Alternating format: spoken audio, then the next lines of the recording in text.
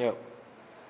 Pada kesempatan ini, kami, Fund Manager dari SMA Saint-Lucius II Bandung, akan memberikan hasil analisis dan 5 perusahaan emiten yang telah kami pilih dari Bursa Efek Indonesia.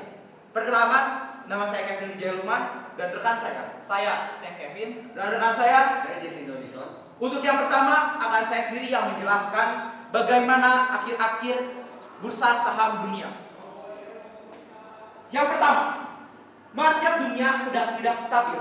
Mengapa hal ini bisa terjadi? Karena pemerintah Republik Rakyat Cina memutuskan untuk mendevaluasi mata uangnya, yaitu yuan. Hal inilah yang membuat pasar saham di dunia itu juga kena dampaknya. Salah satunya kondisi Bursa Efek Indonesia yang sedang lesu karena kurs rupiah sedang hancur-hancurnya terhadap valuta asing. Kita lihat di sini dari grafiknya. Dan dampaknya Indonesia mengalami inflasi berdasarkan sumber yang terpercaya, yaitu www.bi.co.id mengatakan bahwa inflasi di Indonesia ada pada poin 6-7%. Untuk selanjutnya rekan Cheng Kevin akan menjelaskan. Berdasarkan hal tersebut, kelompok kami lebih memilih untuk menanamkan modalnya kepada emiten yang berlatar belakang BUMN. Kenapa? Karena di masa-masa yang sedang lesu ini, pemerintah pasti lebih mengutamakan untuk menyelamatkan emiten yang berlatar belakang BUMN, sehingga pemerintah lebih memilih untuk menanamkan modalnya kepada BUMN. Hal ini menyebabkan BUMN menjadi lebih stabil dibandingkan emiten-emiten lain yang bukan merupakan BUMN. Selanjutnya akan dilanjutkan oleh rekan kami, Kevin Wijaya Lukman. Tentu saja kami memiliki tips bagaimana kami memilih emiten yang baik menurut kami.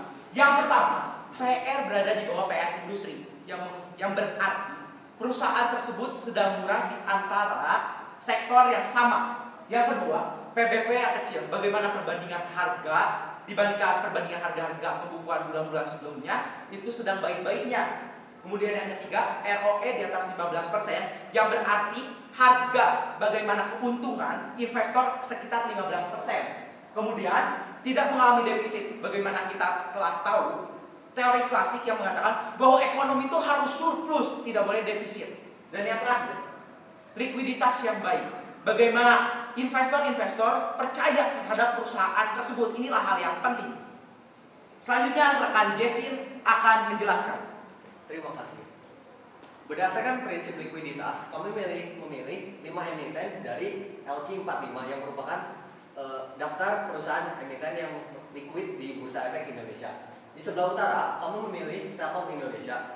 Kenapa Telkom? Karena Telkom merupakan satu perusahaan big cap di Indonesia. Ini berarti ia merupakan satu pilar utama di Bursa Efek Indonesia yang sangat mempengaruhi perubahan IHSG.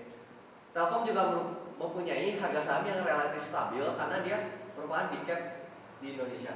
Di sebelah timur dan tenggara, kami memilih Bank Jabar Banten dan Bank BRI. Kedua sektor perbankan ini kami pilih karena belakangan ini sektor perbankan sedang mengalami kemajuan. Ini dikarenakan pemerintah mengeluarkan kebijakan untuk menaikkan suku bunga bank, sehingga para investor banyak menabung dan sektor perbankan bisa mendapat lebih banyak modal untuk berusaha.